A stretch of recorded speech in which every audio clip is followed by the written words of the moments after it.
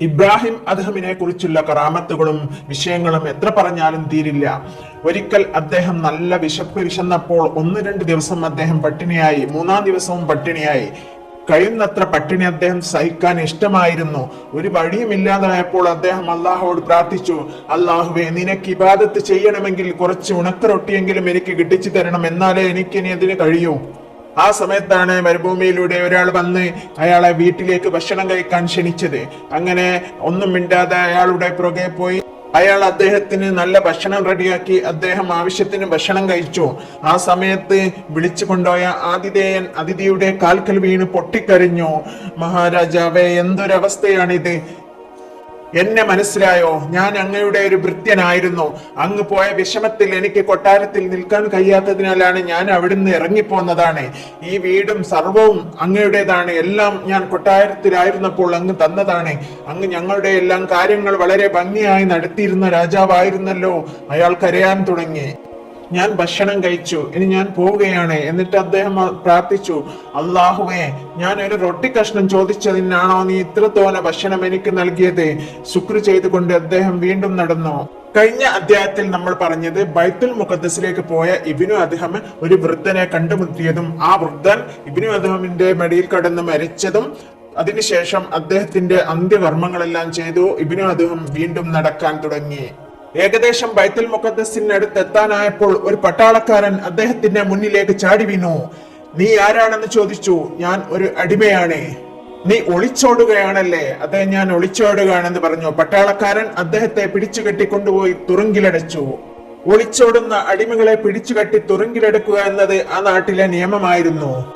ആരോ പറഞ്ഞറിഞ്ഞ് പലസ്തീനിലെ ഭരണാധികാരി ഇതറിഞ്ഞു. അദ്ദേഹം ഉടൻ ചാടി എഴുന്നേറ്റു. ആരാണിത് ക്രൂരത ചെയ്തത്? ആ മഹാൻ തുറുങ്കിലടക്കുകയോ? അദ്ദേഹം ഓടിപ്പോയി ഇബ്നു അദ്ഹമിനെ മോചിപ്പിച്ച് കൊട്ടാരത്തിൽ സ്വീകരിച്ചിരുത്തി. എന്നിട്ട് ക്ഷമാപണം നടത്തി. ആ തുറുങ്കിലടിച്ച പട്ടാളക്കാരനെ വിരിച്ചു രാജാവ് ചീത്ത പറഞ്ഞു. അപ്പോൾ അയാൾ പറഞ്ഞു, ഞാൻ ഇദ്ദേഹത്തോട് ചോദിച്ചതായിരുന്നു അടിമയാണോ എന്ന്. അപ്പോൾ അദ്ദേഹം പറഞ്ഞതാണ് ഞാൻ അടിമയാണ് എന്ന്. എന്നിട്ടാണ് എനിക്കറിയില്ലായിരുന്നു മഹാനായ ഇബ്രാഹിം ഇബ്നു അദ്ഹമാണെന്ന്. രാജാവ് ചോദിച്ചു, എന്തിനാണ് മഹാനെ നിങ്ങൾ അങ്ങനെ അടിമയാണെന്ന് പറഞ്ഞത്? അപ്പോൾ അദ്ഹം പറഞ്ഞു, ഞാൻ അടിമ തന്നെയാണ്. ഞാൻ ചെയ്തു കൂട്ടിയ പാപങ്ങളിൽ നിന്നും ഒളിച്ചോടുകയാണ്. അള്ളാഹുവിന്റെ അടിമയാണ് ഞാൻ. അത് കേട്ട് ആ രാജസദസ്സിലുള്ളവരെല്ലാം അന്തം വിട്ടു നിന്നുപോയി. അവിടുന്ന് തിരക്കിട്ട് നടന്നു. അങ്ങനെ ബൈത്തുൽ മുഖദ്ദസിലെത്തി 2 റക്അത്ത് നമസ്കരിച്ചു. പിറ്റേന്ന് ബൈത്തുൽ മുഖദ്ദസിൽ നിന്ന് ബസ്ര വരെ ഒന്ന് പോവേണ്ടി വന്നു. അങ്ങനെ പോയ സമയത്ത് അദ്ദേഹം കുറച്ച് കാരക്ക വാങ്ങി. വീണ്ടും ബൈത്തുൽ മുഖദ്ദസിലേക്ക് വന്ന് അദ്ദേഹം ഉറങ്ങിയപ്പോൾ അദ്ദേഹം സ്വപ്നത്തിൽ കണ്ടു 2 മലക്കുകൾ സംസാരിക്കുന്നത് അദ്ദേഹത്തിന് തോന്നി. ഒരു മലക്ക് ചോദിച്ചു, ഇതാരാ ഈ കിടക്കുന്നത്? അപ്പോൾ മറ്റേ മലക്ക് പറഞ്ഞു, ഇതാണ് മഹാനായ ഇബ്രാഹിം ഇബ്നു അദ്ഹം. അദ്ദേഹമാണോ ഇത്? അള്ളാഹുവിൽ നിന്നുള്ള ഉയർന്ന പദവിയിൽ ഒരു കുത്ത് വീണിട്ടുണ്ടല്ലോ. എന്താണ് അങ്ങനെ കുറയാൻ കാരണം? അപ്പോൾ മറ്റേ മലക്ക് പറഞ്ഞു, ഇദ്ദേഹം കുറച്ച് കാരക്ക വാങ്ങി. കച്ചവടക്കാരൻ തൂക്കിക്കൊടുക്കുന്നതിനിടയിൽ ഒരു കാരക്ക നിലത്ത് വീണു. അപ്പോൾ അദ്ദേഹം ഇത് അദ്ദേഹത്തിൻ്റെതാണെന്ന് കരുതി അദ്ദേഹം എടുത്ത് സഞ്ചിയിലിട്ടു. അദ്ദേഹം സൂക്ഷ്മത കാണിച്ചില്ല. ശരിക്കും അത് കച്ചവടക്കാരന്റെ കയ്യിൽ നിന്നും വീണതായിരുന്നു. ഇബ്രാഹിം ഞെട്ടി ഉണർന്നുകൊണ്ട് പെട്ടെന്ന് തന്നെ ബസ്രയിലേക്ക് വിട്ടു. എന്നിട്ട് ആ കച്ചവടക്കാരനെ തിരഞ്ഞു കണ്ടുപിടിച്ചിട്ട് ആ കാരക്ക തിരിച്ചു കൊടുത്തു മാപ്പപേക്ഷിച്ചു. ഇബ്രാഹിം തങ്ങൾ ബൽഖ വിട്ട് വന്നതിന് ശേഷം അവിടെ നാട് ഭരിച്ചിരുന്നത് മൂത്ത മകൻ ഇസ്ഹാഖ് ആയിരുന്നു. അന്ന് അദ്ദേഹത്തിന്റെ ചെറിയ കുട്ടിയായിരുന്നു അദ്ഹം. ഇപ്പോൾ വളർന്നു വലുതായി. അവൻ ബാപ്പയെ ചോദിച്ചുകൊണ്ട് ഉമ്മയെ ഇങ്ങനെ അല്ലാതെ ശല്യപ്പെടുത്താറുണ്ടായിരുന്നു. അങ്ങനെ ബീവിയും അനുജനന്മാരും കുറെ കാലമായി നാടിന്റെ പല ഭാഗത്തും അദ്ദേഹത്തെ അന്വേഷിക്കുന്നു. ഓരോ സ്ഥലത്ത് ഉണ്ടെന്ന് പറയുമ്പോൾ അവർ അവരുടെ അന്വേഷിച്ചു പോവുകയായി. അവരോട് ആരോ പറഞ്ഞു, എല്ലാ വർഷവും ഹജ്ജിന്റെ സമയത്ത് തങ്ങൾ മക്കത്തുണ്ടാവാറുണ്ട്. അതുകൊണ്ട് നിങ്ങൾ അങ്ങോട്ട് പോയാൽ ചിലപ്പോൾ കാണുമായിരിക്കും. അങ്ങനെ അവരെല്ലാം മക്കത്തെത്തി. തവാഫ് ചെയ്യുന്ന ഇബ്രാഹിം അദ്ഹമിനെ അവർ കണ്ടു. എല്ലും തോലുമായ രൂപം. അവർ പൊട്ടിക്കരഞ്ഞുപോയി. ദൂരെ നിന്നവർ നോക്കുകയാണ്. തന്റെ പ്രിയതമന്റെ കോലം കണ്ട് ഭാര്യ വിങ്ങിപ്പൊട്ടി. വീരശൂര പരാക്രമിയും സൗന്ദര്യത്തിന്റെ ഒന്നാമനുമായിരുന്ന തന്റെ ഭർത്താവിന്റെ കോലം കണ്ട് ഹൃദയം നുറുങ്ങുന്ന വേദനയോടെ അവൾ നോക്കി നിന്നു. മക്കാം ഇബ്രാഹിമിന്റെ ഭാഗത്ത് നിന്ന് ബാപ്പ നിസ്കരിക്കുവാൻ പോയ സമയത്ത് നേരെ ഇടതുവശത്ത് നിന്ന് മോൻ അദ്ഹമും നിസ്കരിച്ചു. സലാം വീട്ടിയ ഉടനെ ഇടതുഭാഗത്തേക്ക് മുഖന്റെ മുഖത്തേക്കാണ് നോട്ടം വീണത്. അദ്ദേഹത്തിന് എവിടെയോ കണ്ടു മറന്ന ഒരു മുഖം തോന്നി. എന്നെ തന്നെ നോക്കി നിൽക്കുകയും ചെയ്യുന്നു. ഇടയ്ക്കിടയ്ക്ക് ഇബ്രാഹിം ആ കുട്ടിയെ തന്നെ വീണ്ടും വീണ്ടും നോക്കുന്നു. ഇത് കണ്ട് ശിഷ്യന്മാർക്കും അത്ഭുതമായി. ഇതെന്താ സംഭവം എന്നറിയാൻ അവർക്കും ആകാംക്ഷയായി. ശിഷ്യന്മാരിൽ ആരോ ചോദിച്ചു, ഗുരു, അങ്ങ് എന്തിനാണ് ആ കുട്ടിയുടെ മുഖത്തേക്ക് വീണ്ടും വീണ്ടും നോക്കുന്നത്? അപ്പോൾ അദ്ദേഹം പറഞ്ഞു, ആ കുട്ടിയെ കണ്ടിട്ട് എനിക്ക് എന്റെ മകനാണെന്നൊരു സംശയം തോന്നുന്നു.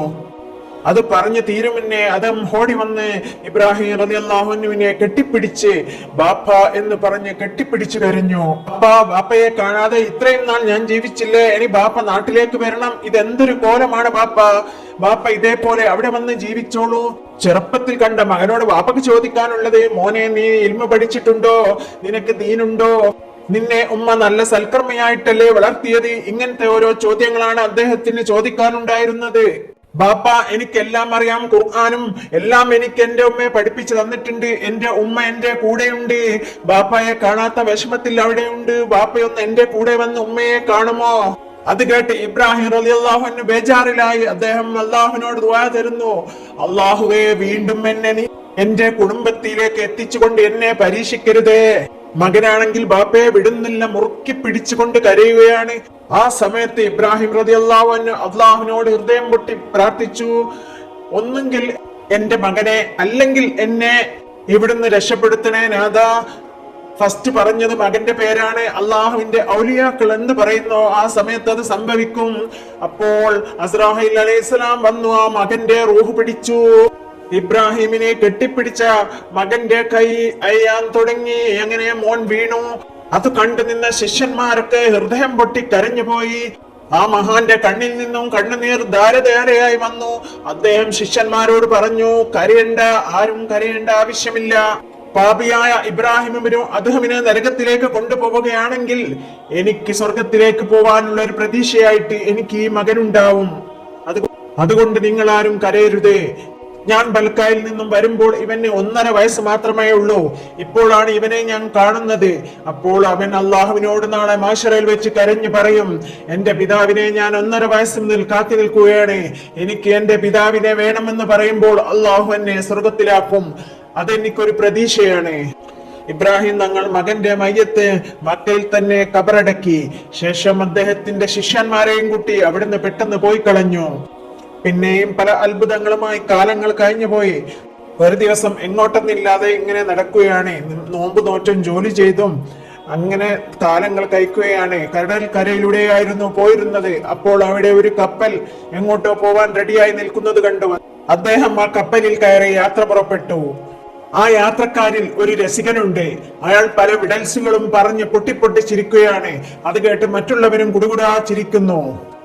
ആ സമയത്ത് അതൊന്നും ശ്രദ്ധിക്കാതെ തസ്ബീഹ്മാലയിൽ ദിക്ർ ചൊല്ലിയിരിക്കുന്ന അദ്ദേഹത്തെ കണ്ട് അവർക്ക് പുച്ഛം തോന്നി. ആ രസികൻ അദ്ദേഹത്തെ ചുയിഞ്ഞു നോക്കി. കരിമ്പിടം പുതച്ച് താടി നീട്ടി വളർത്തിയ ഒരു ദരിദ്രൻ. അയാൾക്കെന്താ ചിരിച്ചാല് എന്നുള്ളൊരു ഭാവമുണ്ടായി. അയാൾ അദ്ദേഹത്തിന്റെ താടി പിടിച്ചു വെച്ച് പൊട്ടിച്ചിരിക്കാൻ തുടങ്ങി. മറ്റാരും തടഞ്ഞില്ല എന്ന് മാത്രമല്ല, അവരും ചിരിയിൽ പങ്കുചേർന്നു. അദ്ദേഹത്തെ പല വിധത്തിലും ഉപദ്രവിച്ചു. ഇദ്ദേഹം ഒന്നിനും മിണ്ടാതെ ഇദ്ദേഹം ചെയ്യുന്നത് ചെയ്തുകൊണ്ടേയിരുന്നു. പെട്ടെന്ന് കടൽ തിരമാലകൾ ഉയർന്നു പൊന്തി കപ്പൽ ആടാൻ തുടങ്ങി. കൊടുങ്കാറ്റടിക്കാൻ തുടങ്ങി. അതുവരെ ശാന്തമായി നിന്ന കടൽ ആകെ കോലാഹലമായി. കപ്പൽ ആടി തുള്ളി തുള്ളി കളിക്കാൻ തുടങ്ങി. യാത്രക്കാർ കരയാൻ തുടങ്ങി. എല്ലാവരും പേടിച്ചിരിക്കുമ്പോൾ തസ്ബീഹ്മാല കയ്യിലുള്ള ആ വൃദ്ധൻ തസ്ബി ചൊല്ലിക്കൊണ്ടേ ഇരിക്കുകയായിരുന്നു. അവർക്ക് അത്ഭുതമായി. നമ്മൾ ഇദ്ദേഹത്തെ വിഷമിപ്പിച്ചത് കൊണ്ടാണ്, അള്ളാഹുവിന് അത് ഇഷ്ടപ്പെട്ടിട്ടുണ്ടാവില്ല. അവർ എല്ലാവരും അദ്ദേഹത്തോട് കരഞ്ഞു മാപ്പ് പറഞ്ഞു, ഞങ്ങളോട് ക്ഷമിക്കണം, നിങ്ങൾ ഈ കാറ്റ് ഒന്ന് ശമനം ലഭിക്കാൻ വേണ്ടി നിങ്ങൾ അള്ളാഹുവോട് പ്രാർത്ഥിക്കണം. ആ പറഞ്ഞ് പരിഹസിച്ച് ചിരിച്ച ആ ബിഡൽസ് വീരൻ അദ്ദേഹത്തിന്റെ കാല് പിടിച്ച് കെട്ടിപ്പിടിച്ച് കരഞ്ഞു. അപ്പോൾ ഇബ്നു അദ്ദേഹം അള്ളാഹുവിനോട് പ്രാർത്ഥിച്ചു. എന്ത് അത്ഭുതം! പെട്ടെന്ന് തന്നെ കാറ്റും കോളും നിന്നു. അവരെല്ലാവരും അത്ഭുതപ്പെട്ടുകൊണ്ട് ആ മഹാന്റെ ചുറ്റും കൂടി വീണ്ടും വീണ്ടും കരഞ്ഞു പറഞ്ഞു മാപ്പ് തരാൻ. അപ്പോൾ അദ്ദേഹം പറഞ്ഞു, എനിക്ക് നിങ്ങളോട് ആരോടും യാതൊരു ദേഷ്യവുമില്ല. നിങ്ങൾ മാപ്പ് പറയേണ്ടത് എന്നോടല്ല, നിങ്ങളെ പടച്ച അള്ളാഹുവിനോടാണ്. ചെയ്ത തെറ്റുകൾക്ക് മാപ്പ് പറഞ്ഞ് അള്ളാഹുവിനോട് പശ്ചാത്താപിച്ചാൽ വിജയം ഉറപ്പാണ്. തങ്ങളുടെ ഉപദേശം കേട്ട് ആ യാത്രക്കാരെല്ലാം നല്ല മനസ്സുള്ളവരായി. അവരെല്ലാം അദ്ദേഹത്തിന്റെ ശിഷ്യന്മാരായി ചേർന്നു. ഈ മഹാനെ കുറിച്ചുള്ള കഥകൾ പറയാൻ ഒരുപാടുണ്ട്, എത്ര പറഞ്ഞാലും തീരില്ല. പിന്നെ അദ്ദേഹം ഒമാനിലേക്ക് പോയി. അവിടെ ഒരുപാട് കാലം ജീവിച്ചു. അവിടെ അദ്ദേഹം വഫാത്തായി. ആ മഹാമനീഷിയുടെ ബർക്കത്ത് കൊണ്ട് നമ്മളെയെല്ലാം അള്ളാഹു സ്വർഗത്തിലാക്കട്ടെ. ആമീൻ. നമ്മളെയും നമ്മുടെ മക്കളെയും അള്ളാഹു നേർവഴിക്കാക്കട്ടെ. അദ്ദേഹത്തിന്റെ മക്ബറ സ്ഥിതി ചെയ്യുന്ന ആ മണ്ണിൽ നമുക്കും പോവാൻ അള്ളാഹു അനുഗ്രഹം ചൊരിയട്ടെ. എല്ലാവരും ദുആയിൽ ഉൾപ്പെടുത്തുക. ഇഷ്ടപ്പെട്ട സബ്സ്ക്രൈബ് ചെയ്യാനും ലൈക്ക് ചെയ്യാനും മറക്കരുതേ. Thanks for watching. അടുത്ത കഥയുമായി വീണ്ടും വരാം ഇൻഷാ അല്ലാഹ്.